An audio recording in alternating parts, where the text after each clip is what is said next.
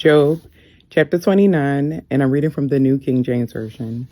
Job further continued his discourse and said, "Oh, that I was as in the months past, as in the days when God watched over me, when his lamp shone upon my head, and when by his light I walked through darkness.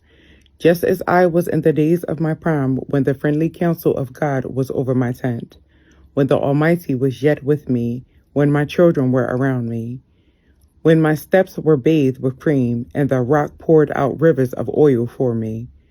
When I went out to the gate by the city, when I took my seat in the open square, the young men saw me and hid, and the aged arose and stood. The princes refrained from talking and put their hand on their mouth. The voice of the nobles was hushed, and their tongues stuck to the roof of their mouth. When the ear heard, then it blessed me, and when the eye saw, then it approved me, because I delivered the poor who cried out, the fatherless, and the one who had no helper. The blessing of a perishing man came upon me, and I caused the widow heart to sing for joy. I put on righteousness, and it clothed me. My justice was like a robe and a turban. I was eyes to the blind, and I was feet to the lame. I was a father to the poor, and I searched out the case that I did not know.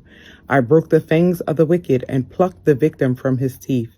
Then I said, I shall die in my nest and multiply my days as the sand.